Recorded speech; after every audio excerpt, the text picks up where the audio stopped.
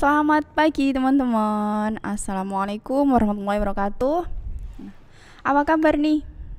Nah, semoga baik-baik aja ya, semuanya sehat selalu, selalu dalam lindungan Allah Subhanahu Wa Taala, dalam lindungan Tuhan Yang Maha Esa.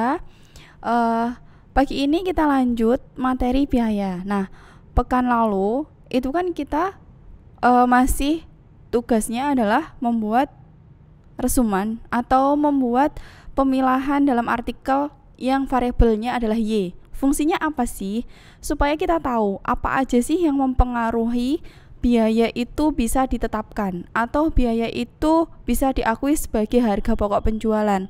Jadi kalau kita dalam penelitian itu kan biasanya kita penelitian kuantitatif cari teori dulu. Misalnya kita mau penelitian tentang biaya, kita akan cari atau referensi terdahulu, teori-teori terdahulu terkait biaya itu apa aja, pengertian biaya, yang mempengaruhi biaya itu keuntungannya apa, manfaatnya apa, harus diketahui. Nah itu kan teman-teman harus cari tahu referensinya dulu, harus cari tahu dulu, baru nanti kalau misalnya ada masalah di suatu tempat tentang biaya, misalnya UMKM susah untuk menentukan harga pokok penjualannya seperti apa, atau UMKM ini menentukan harga jualnya itu berdasarkan pasar itu seperti apa, misalnya kayak gitu ya. Nah itu berarti kita perlu kasih kayak misalnya penelitian.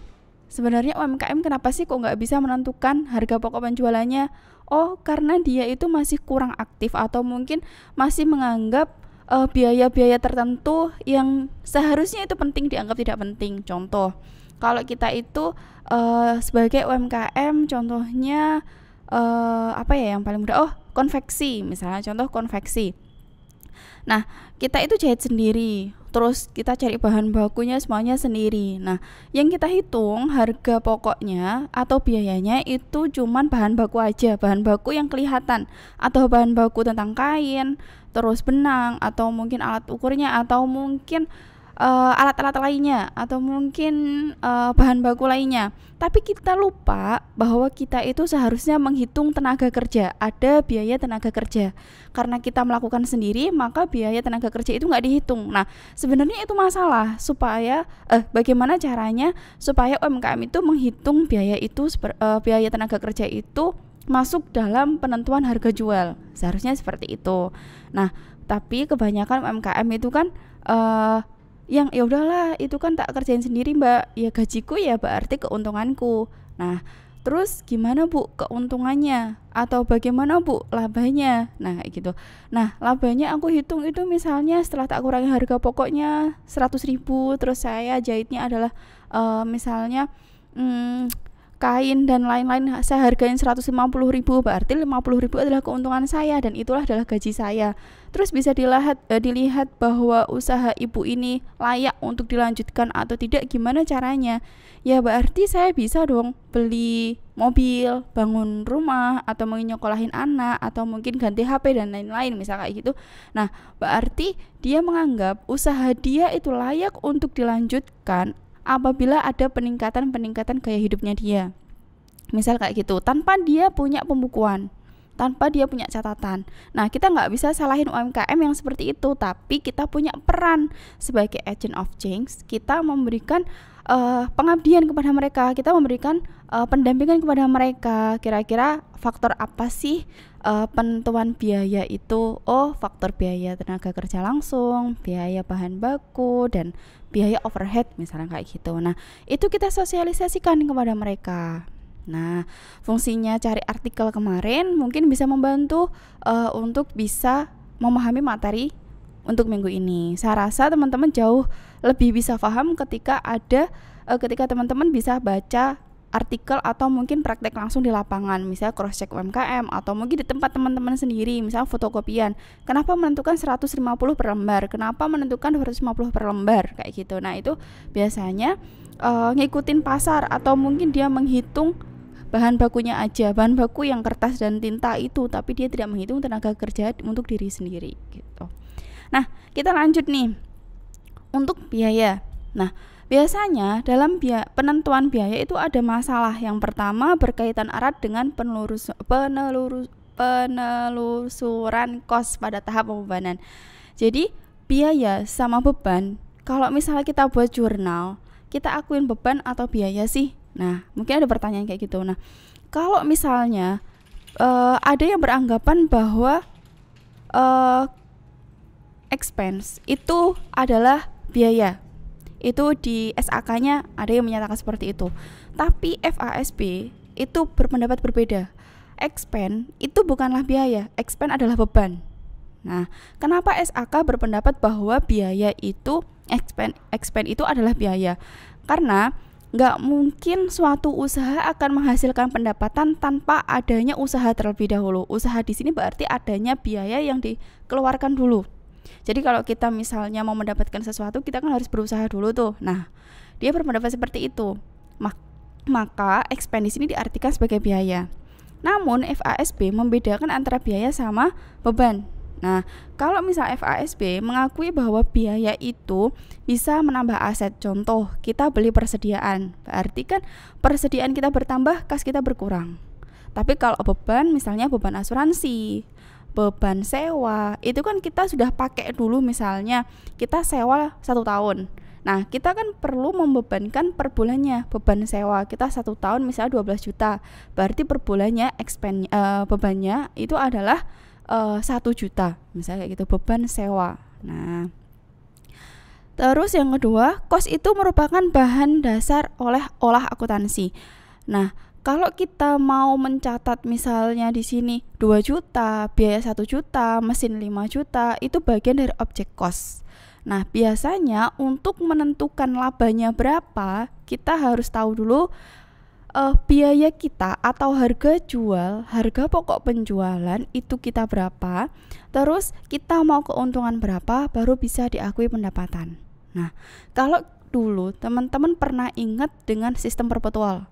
Nah, misalnya piutang atau kas. Kalau penjualan secara kredit maka akan muncul piutang. Kalau penjualan secara cash itu berarti akan muncul kas. Kas pada penjualan, HPP pada persediaan. Nah, fungsinya apa? HPP atau itu penentuannya sebelum ada keuntungan. Maka nilai persediaan itu yang sebenarnya adalah HPP-nya itu. Jadi sebelum ada keuntungan. Nah, sedangkan kas pada penjualan atau piutang pada penjualan itu setelah ditambah dengan adanya keuntungan yang diharapkan oleh perusahaan. Nah, di sini perusahaan itu harus tepat. Mau laba berapa? Menentukan laba itu harus tepat. Jangan sampai kalau tadi saya harga bahan pokoknya itu 100 ribu. Saya harga jualnya 150 ribu. Ya udah keuntungannya 50 ribu. Tapi lupa untuk menghitung tenaga kerja. Nah, tenaga kerja saya nggak punya karyawan. Apakah diri sendiri itu bukan bagian dari tenaga karyawan? Kalau kita mengerjakan jahit, kita mengerjakan kerjaan apa gitu yang bisa menjual. Nah, misalnya menghasilkan pendapatan. Itu harus dihitung. Jadi teman-teman nanti kalau misalnya kalau saya hitung itu Bu, berarti nanti keuntungan saya sedikit, atau mungkin saya kalau keuntungannya 50 ribu, saya hitung jasa saya 20 ribu, berarti harga jualnya 170 Bu, dan itu kemahalan. Nah, kalau memang mau mengikuti harga pasar, misalnya 150 nih harga rata-ratanya untuk kain yang model seperti untuk baju model seperti ini, berarti keuntungannya yang didapatkan teman-teman itu jauh lebih kecil. Intinya jangan melupakan biaya. Gitu. Fungsinya apa sih? Keuntungan itu nantinya akan menentukan kira-kira mau di-save atau mau diolah kembali keuntungannya. Nah, yang selanjutnya, ada beberapa arti dari biaya itu. Aliran keluar atau penurunan aset. Otomatis kalau misalnya kita membayar untuk memperoleh persediaan atau memperoleh peralatan, otomatis kita akan mengeluarkan aset atau mengeluarkan uang. Termasuk kita ketika piutang itu kita belum bayar, tapi kalau kita membayar otomatis akan mengurangi aset kita. Terus adanya kenaikan kewajiban, terus adanya untuk penghasilan pendapatan, untuk menghasilkan pendapatan seperti teori yang sebelumnya atau mungkin pemikiran sebelumnya di materi minggu-minggu sebelumnya, bahwa untuk menghasilkan pendapatan itu tentunya ada usaha. Nah, usaha di sini adalah mengeluarkan biaya, misalnya kayak gitu. Terus di sini ada biaya, ada kerugian. Nah, sebenarnya Kalau ada rugi tentunya ada keuntungan kan, ada untung yang diperoleh atau rugi yang akan diperoleh. Nah, seperti contoh UMKM tadi, kita menentukan harga jual 150.000, tapi kita capek banget, yang ngukur kita sendiri, yang motong kita sendiri, harus satu-satu. Seandainya kalau digaji 50.000 pun orang itu nggak akan mau untuk mengerjakan pekerjaan itu. Nah, harusnya berapa? Harusnya 70.000. Berarti kan harusnya harga jualnya adalah 170.000. Berarti kan di situ muncul kerugian seharusnya, tapi tetap diakui sebagai keuntungan 50.000 karena dia tidak menghitung tenaga kerja dia sendiri. Nah, pengakuan biaya. Pencatatan jumlah rupiah biaya secara formal ke dalam sistem pembukuan sehingga jumlah tersebut terefleksi dalam laporan keuangan atau statement keuangan. Nah, otomatis tadi sudah disampaikan pada slide sebelumnya bahwa biaya itu sebagai dasar untuk akuntansi, untuk mencatat berapa besar biaya dalam akuntansi. Akuntansi di sini adalah laporan keuangan. Nah, saat pengakuan biaya, adanya hubungan dengan pendapatan. Nah, tadi kalau misalnya kas pada penjualan, HPP pada persediaan. Nah, berarti ada kas yang diterima, di situ akan muncul sebenarnya berapa sih biaya untuk persediaan ini? Oh, biayanya sebesar HPP. Terus asosiasi sebab dan akibat tentang ini, tentang pengakuan biaya. Jadi sebab akibatnya, penyerahan produk akan menimbulkan pendapatan, penjualan akan menghasilkan pendapatan, sehingga biaya yang melekat pada produk yang diserahkan merefleksikan biaya produksi. Kos yang melekat pada produk diserahkan akan menggambarkan biaya itu. Jadi gini, saya menyerahkan baju nih, modelnya seperti ini, saya menyerahkan baju. Nah, baju itu dibayar cash, pembeli membayar secara cash kepada saya 150.000. Sedangkan harga pokoknya adalah 100.000, sehingga kos yang melekat pada produk yang diserahkan itu akan menggambarkan biaya 100.000 tadi akan menggambarkan harga pokoknya. Nah, disebut juga sebagai penandingan langsung atau perbandingan produk. Asumsinya semua komponen biaya baik produksi, pemasaran, administrasi bisa packing, bisa pelabelan atau mungkin yang lain dapat dilekatkan pada produk. Kalau kita masih teori siapa ya, saya juga lupa. Biaya atau penentuan harga pokok dari produk itu sendiri itu adalah semua biaya untuk memperoleh atau menghasilkan satu produk. Misal, kita buat baju, kita butuh kancing nih, berarti biaya kancing itu pun bagian dari harga produk. Jadi jangan kita menghitung cuman kainnya aja, tapi kancingnya juga, benangnya juga gitu. Masalah berkaitan dengan alokasi sistematis, pokoknya pengalokasian, ada yang ditangguhkan, penangguhan, jadi disusutkan per bulan atau ditangguhkan per bulan, misalnya kayak gitu, kayak beban tadi, atau digabungkan secara bersama. Nah, ini biaya yang digabungkan dan biaya bersamaan. Misalnya untuk kos yang digabungkan, jadi kegiatan 1, 2, 3 semuanya ditotal, semuanya pokoknya budgetnya untuk kain baju ini 100.000, entah pemasarannya mau 50.000 untuk yang satu ini, yang satunya misalnya untuk biaya pemasarannya 30.000, pokoknya digabungkan untuk dapat satu baju itu biayanya adalah 100.000. Sedangkan yang kedua saya targetkan pemasaran mau nggak mau pokoknya cuma 50.000 aja, nggak boleh jadi 70.000. Yang 50.000 itu untuk biaya lain-lain, misalnya pemasangan label atau yang lainnya. Nah, berarti saya akan pisahkan biaya itu sejak awal. Nantinya saya akan menemukan berapa biaya dalam satu baju itu. Kalau yang pertama saya akan tentukan sejak awal biayanya pokoknya 100.000 gitu. Terus metode untuk penentuan persediaan bisa atau pengeluaran dari pengakuan persediaan itu bisa diakui seperti FIFO-LIFO. Kalau di sini MPKP, masuk pertama, keluar pertama, masuk terakhir, keluar pertama. Nah, itu kan sebenarnya juga menentukan berapa sih harga jual kita, berapa sih harga pokoknya kita untuk barang itu. Itu akan sangat berpengaruh loh. Nah, di sini masuk terakhir, keluar pertama. Berarti membandingkan pendapatan sekarang dengan biaya saat ini. Saya beli misalnya saya jual handphone. Handphonenya sama. Tipenya sama, mereknya sama, apapun semuanya sama. Saya beli 1 minggu lalu sama hari ini. Karena saya pakai metode MPKP, maka saya menggunakan harga jual untuk hari ini. Ya kan? Kalau misalnya ada pembeli, saya menentukan harga jualnya itu seperti saya dapatkan hari ini. Nah, berarti pendapatannya akan menggambarkan harga atau harga pokok penjualan untuk hari ini. Paham maksudnya? Saya beli handphone 1 minggu yang lalu sama yang hari ini. Kalau 1 minggu lalu harganya 1 juta, kalau sekarang 1.100.000 misalnya kayak gitu. Nah, saya jual dengan metode MTKP atau LIFO. Saya jual.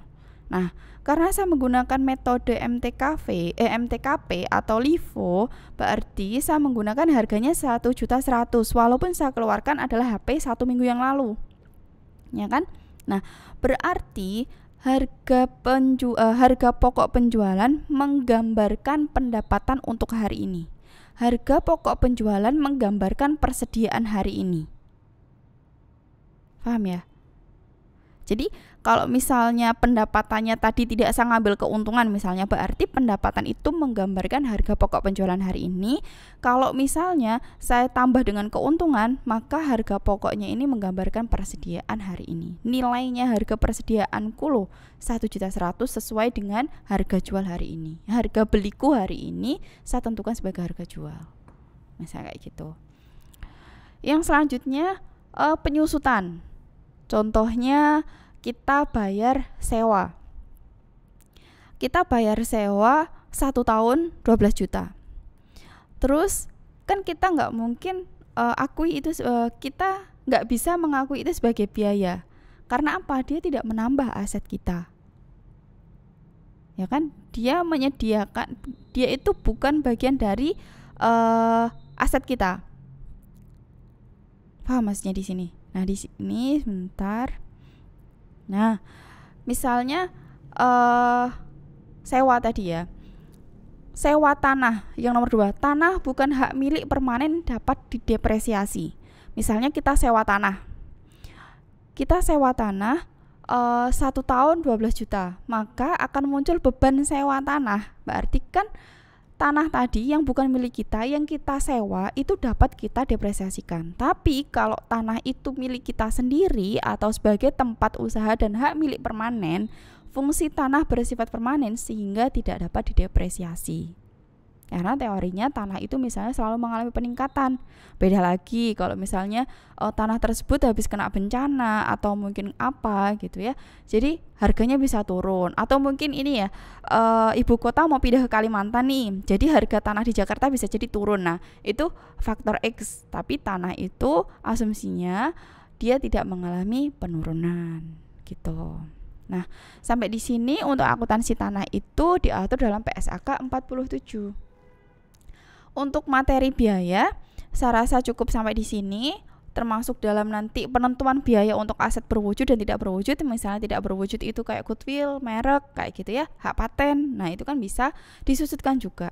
Nah, teman-teman, semoga materi kita minggu ini tentang biaya bisa memberikan sedikit ilmu atau pengetahuan. Kalau misalnya ada pertanyaan dan lainnya, kita sharing atau diskusi di grup kita.